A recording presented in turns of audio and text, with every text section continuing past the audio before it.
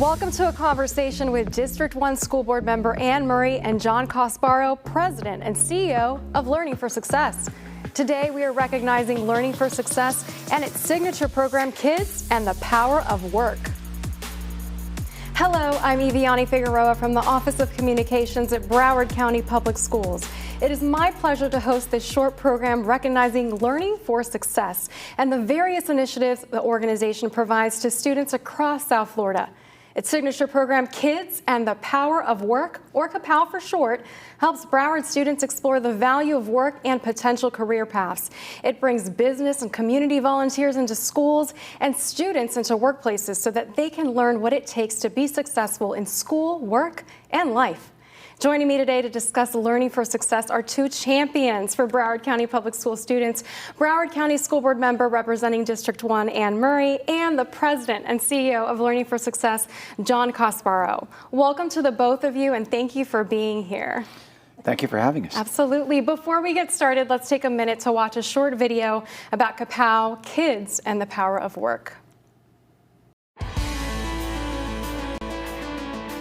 Our Kapow, that's Kids and the Power of Work program, brings business and community volunteers into schools and students into their workplaces so that young people can learn what it takes to be a success in school, work, and life. Our volunteers and teachers are trained to collaboratively deliver 7 lessons in classrooms throughout the school year. The topics include the needs of society, how jobs meet those needs, and how to connect their own skills and abilities with a future job. They also learn the skills that are necessary to be a success in any job, including communication, teamwork, positive work habits and attitudes, overcoming bias and stereotype, and decision making. And finally, an 8th lesson is a field trip to the partner's work site or a special career event. What a great program. Mrs. Murray, Kids and the Power of Work is a program that's near and dear to your heart. How did you first learn about Kapow, and how did you feel its benefits District 1 students and schools? Well, you know, the first time was years ago when John called me and shared with me what his vision was and what he would like to do. And one of our first schools that Kapow was in was West Hollywood Elementary. And at that time, and it still is, their sponsor was Royal Caribbean Cruises. And they actually took the students down to Port Everglades and took them on a tour of the ship. Wow. They were shown how the mechanisms work, all the jobs that were available, and they also got to eat in the dining room, which was quite an experience. So again, you know, we're opening vision for students, really expanding their thoughts on what career opportunities are, realizing that we have Port Everglades, we have Port of Miami, we have the airport in Broward and Dade County. So that's a whole avenue of job opportunities that we can expose our children to. That's great. Mr. Casbarro, Kapow has evolved to serve the needs and interests of elementary, middle, and even high school students. My Future Is Now is an example of this evolution. Let's watch this quick clip. We created our My Future Is Now, or MyFin program, to bring our Kapow lesson themes to secondary school. Our goal with MyFin is to ensure that every student acquires the knowledge and skill sets required for successful adulthood, has a vision of a successful future, and views school as a place to make that vision a reality.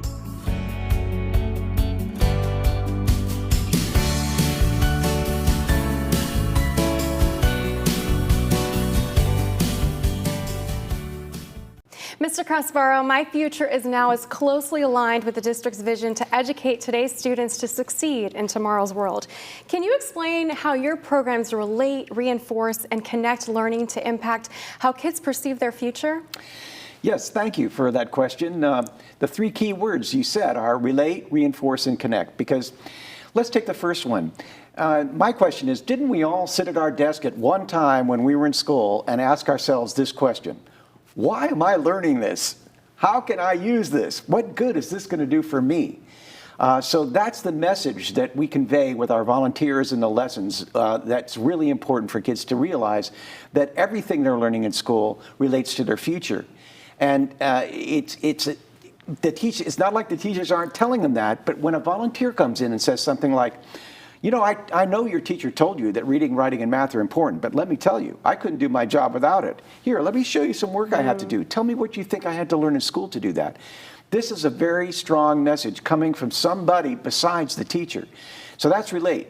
And reinforce is the same idea. It's like the teachers are telling the kids these things are important, but have somebody special come in and tell them that this is what your teacher is telling you, and believe me, it's true. That's a great message as well. And the last word is connect. You know, we want to connect our students, teachers, and schools with our volunteers, their businesses, and the community so that we can all contribute to the future of this community, which is our young people. Absolutely. Mrs. Murray, what makes Kapow and Learning for Success so effective in helping to prepare Broward students for a successful future? Well, I think it's that the corporations and the companies and even our politicians, we had one of our city commissioners in Hollywood that worked with our Apollo students one year. So we're exposing them to every level of opportunity out there. And again, they're sharing with the students exactly what their job responsibilities are, to expose them, like I said, with Commissioner Kevin Bitterman, who was representative at Apollo Middle School, and it shared with the kids what went on as a city operation of the government. So again, we're giving students every opportunity that we can avail to them. And that field trip with Apollo, the students went to the city facilities. Yes. They even were in the mayor's office talking to the mayor about his job. Yeah. So that was really a great opportunity. I think Kevin had a great time with the kids also. That's amazing. Mr. Casbarro, Learning for Success launched the Solutions for Change program at Cypress Run. It's a Broward County public school whose motto is transforming lives, inspiring change. Let's watch this short clip and ask how your programs have evolved during the past several years. Our Solutions for Change project is creating a culture to combat racism, promote equity, and social justice. In the project, students are preparing questions with their teachers regarding social justice issues, participating in a series of virtual interviews with accomplished people regarding these topics, then creating plans for change as individuals, classes, schools, and communities. We are uploading recordings of these interviews to our YouTube channel for students in any school to utilize.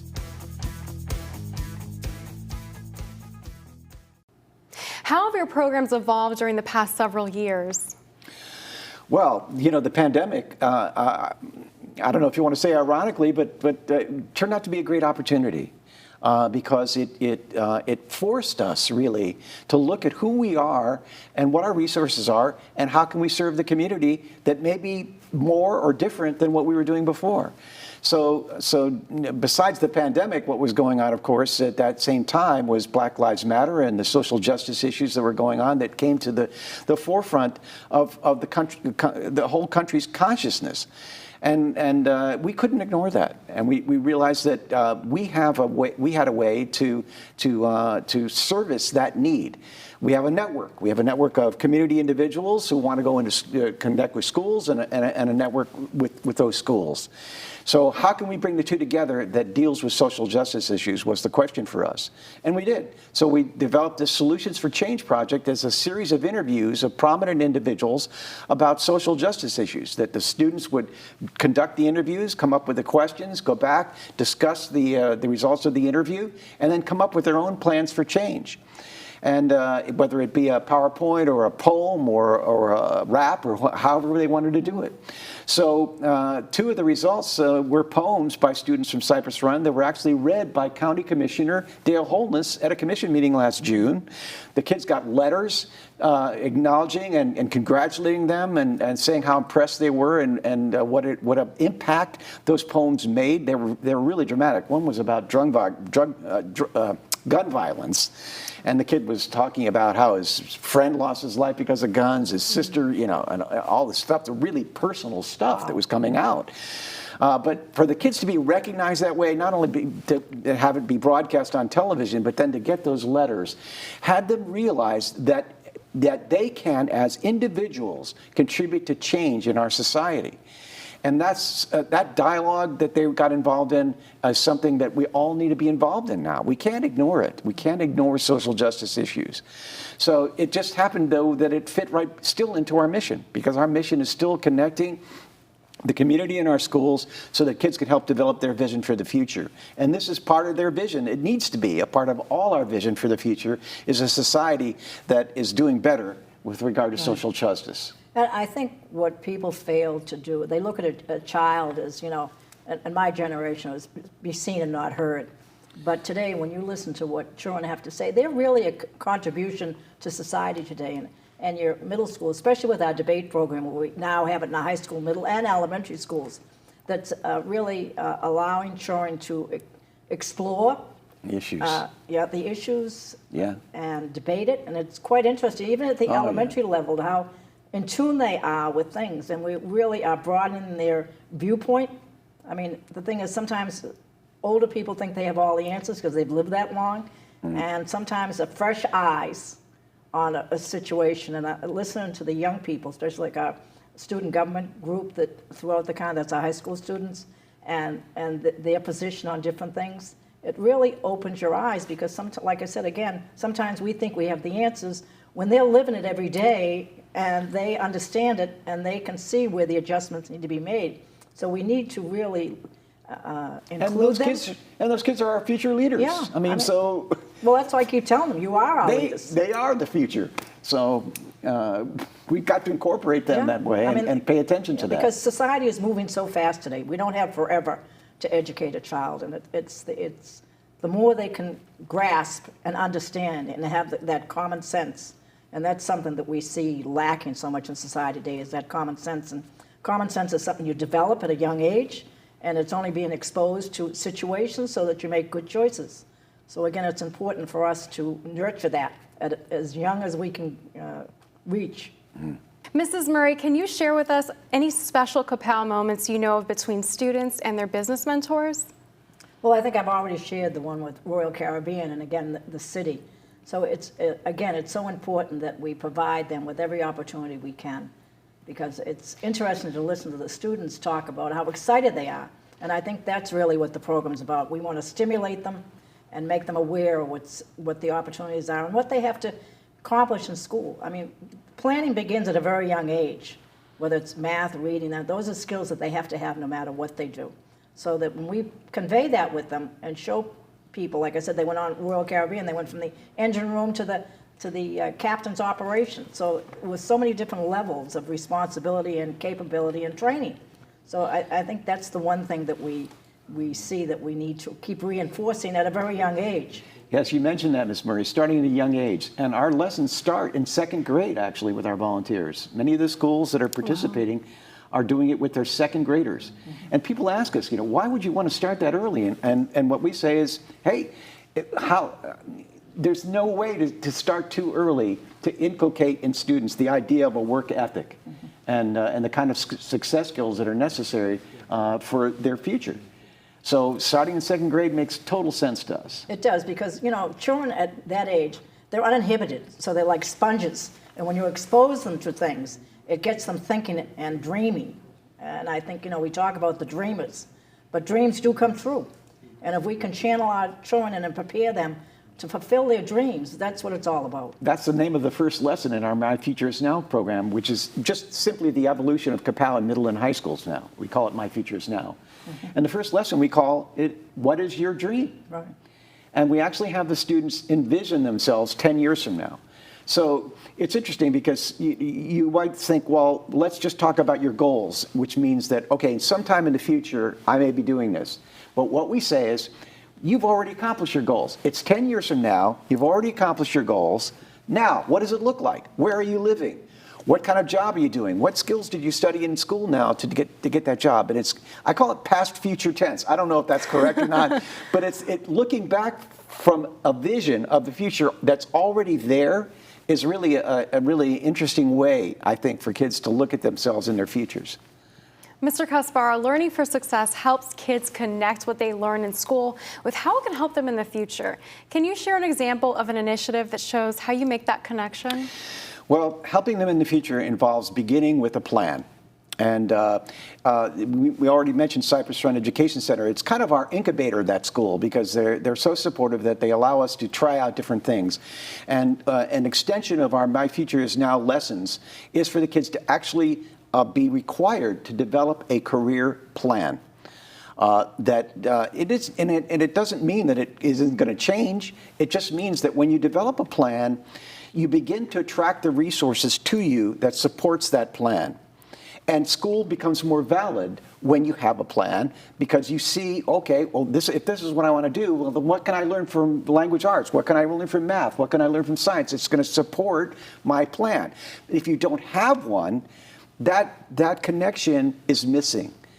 And so it's really exciting for us to start to think about incorporating now, in addition to the lessons that we're doing about job skills, to have career planning be a component of that, because that's how students are going to understand the value of school and be able to take everything they can from school to support what they're going to be. Mrs. Murray, you enjoyed a career in our amazing transportation department before you were elected to the school board. What did you learn as a bus driver that you can still apply in your role representing District 1 today? Well, you know, I was being trained to be a school bus driver was an accomplishment in itself. No one really got into student management. So I thought I was ready for the job once I got behind the wheel, and then I realized I had anywhere from 45 to 65 students sitting behind me. And really, through the years, I've driven some real tough loads. And the one thing I learned is communication. The thing is, even with children at different levels, middle school probably is the toughest age because they're in that development stage and their mind's all over the place. But the thing is, when you communicate with them, you identify with them, and you make them understand the rules and regulations, then you have cohesiveness and a safe operation. And that I've used that through my career. You know, I listen to what people want to talk about, what their interests are, how they would like things to develop, and where they see the future for our students. So it's worked very well for me. Well, I think that's the best example of experience that is lifelong, right? And learning for success. So from bus driver to school board member, that's a testament to the power of work. It's also a great example of learning from success. Let's watch.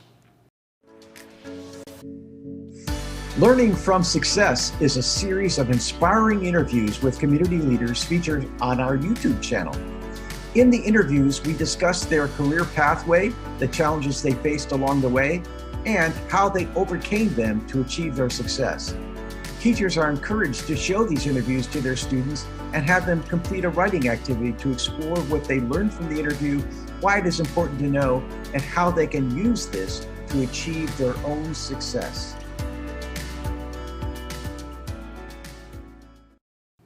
Mr. Casbarro, while the district's main focus is on academics, employers today are seeking other success skills for their workforce. Can you explain some of the soft skills that are increasingly important to businesses and job seekers and that students can learn about through Learning for Success? Thanks for that question. The lessons that in the Kapow and My Future Is Now program have two main themes: career awareness and workplace skills. So they start with trying to identify the different possibilities of jobs that are out there. What does it take to do them? How the skills, their own skills and abilities can be used in a job like that. How to connect their skills and abilities with a future job. But then the other lessons are about job skills that our research has shown that this is one of the things that can be most lacking in new employees is the basic, what businesses call soft skills: communication, decision-making, positive work habits, teamwork. Those are lessons in our curriculum. There's another lesson that's really important now called overcoming bias and stereotype, because it's about diversity. It's about how do you interact with people from different backgrounds. So these are what employers are looking for. Yes, of course you have to have the academic skills, but in addition to that, you got to show up on time. You got to know how to work on a team. You got to know how to get along with the individuals that you're working with. And all the other skills in the world are not going to make you a success in that job unless you have those skills as well. So that's what our lessons are about. That's great. That's great. How can our community of parents, neighbors, and business owners support Learning for Success and learn more about its programs? Well, I hope that one of the graphics you're showing is our website, www.kapowlfs.com. Please go there, because if you're a school, it explains what kinds of programs your school can participate in, and we're always looking for new schools, and we'd love to expand to new schools in Broward County. And also, if you're a prospective volunteer, you can go there and see what the lessons are about. They're all published online, so you can see what it would mean if you were teaching these lessons and how they work. And you can also, you'll see buttons that say donate, because Learning for Success is a nonprofit organization. We exist on contributions and grants and people's donations. So that's how our community can support us. And also, because I've been involved with them, it's the energy level of the volunteers that work with John. And that same energy goes into our schools. And when you see that, I mean, it's just like I said, it's an energy booster for our kids, because if you have that kind of an energy, kids will pay attention. You grasp them. You're able to reach out and make that contact. So it isn't just a lesson. So it makes a big difference. When you're saying that, Ms. Murray, I just flashed on one of our volunteers is Circuit Court Judge Cal Evans, who his story is so incredible. He was homeless. Yes. Wow. Lived all over Broward County, on the streets, different homeless shelters, but then worked, and now he's a Circuit Court judge. Yeah. His father taught at Dillard. And we had him do a lesson at Dillard and tell that story. Yeah. How inspiring could that be? He's a great guy, too. Yeah. He really has an inspiring story. You're right. Inspiration is a big part of what our volunteers impart. Right. It's important for kids to be inspired.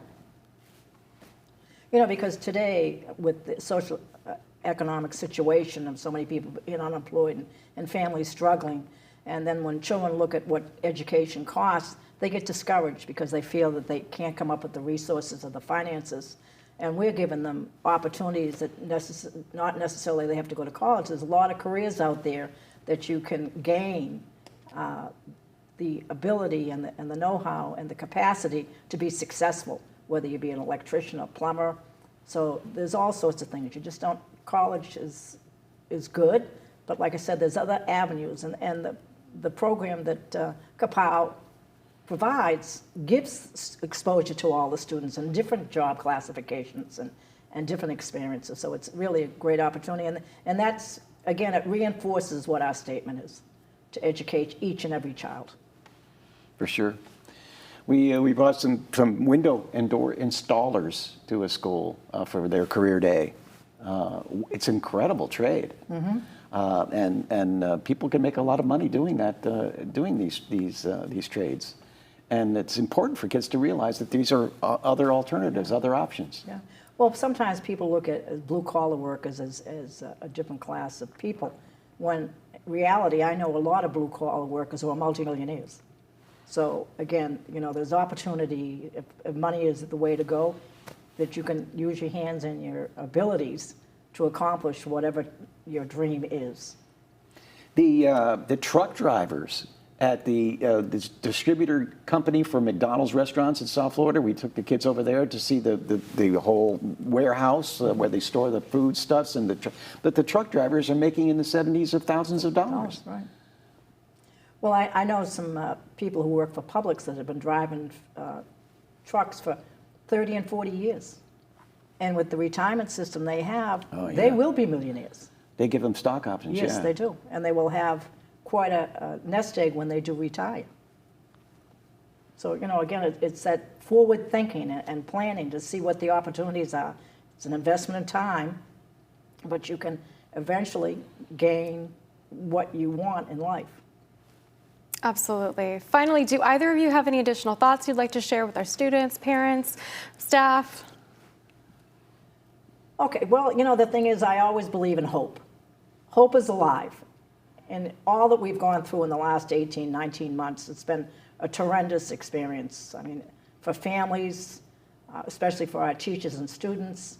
I know I was talking to a teacher, she said, not only do I have my students I have to pay attention to, but I have my own children at home.